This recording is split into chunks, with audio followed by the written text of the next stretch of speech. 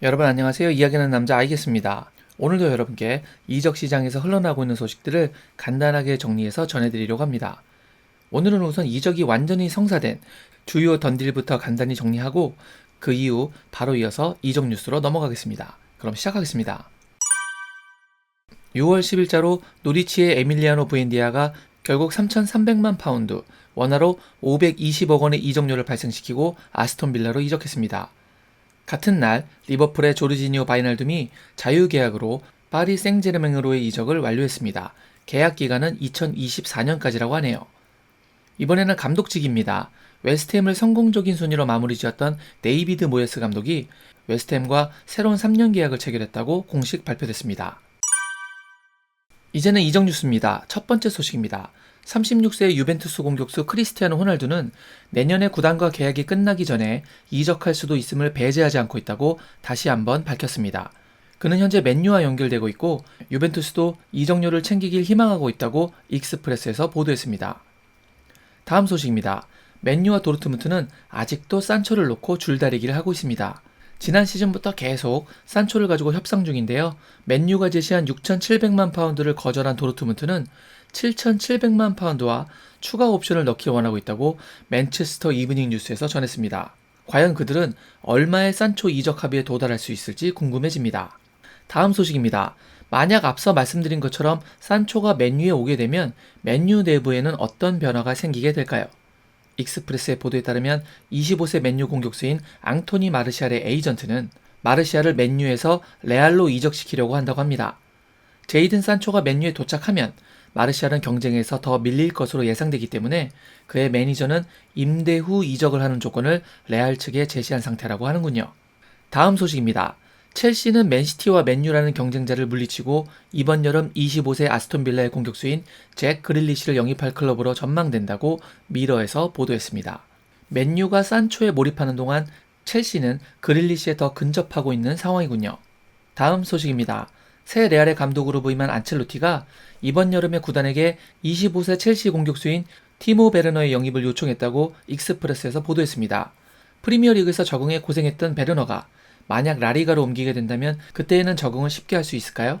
다음 소식입니다. 익스프레스의 보도에 따르면 아스날이 맨유에게 접촉해 24세 미드필더 도니 반더비크에 대해 문의했다고 합니다. 반더비크는 지난 시즌 맨유에 입단했으나 많은 기회를 부여받지 못했었죠. 하지만 아스날은 세바요스가 레알로 복귀했고 자카는 로마로의 이적이 유력하며 귀행두지도 리그 앙으로 이적할 가능성이 높기 때문에 이것은 반더비크에게 더 많은 기회가 있을 것임을 시사한다고 분석하고 있습니다. 다음 소식입니다. 레알 마드리드의 28세 수비수인 라파엘 바라는 맨유와 파리 생제르맹의 관심을 받고 있는 가운데 현재까지는 파리 쪽을 선호하는 것으로 알려지고 있다고 엘 콘피덴치알에서 보도했습니다. 현재 이적료로 6천만 유로, 약 812억 원 정도가 예상되고 있습니다. 다음 소식입니다. 토트넘은 7월 1일 날짜로 파비오 파라티치를 구단의 풋볼 매니지 디렉터로 임명할 것을 확정지었다고 스카이스포츠에서 뉴스 속보로 보도했습니다. 파라티치의 일 중 하나가 남길 선수와 보낼 선수를 결정하는 일이라고 하는데 아무래도 케인은 반드시 남겨야 하는 선수로 분류되겠죠?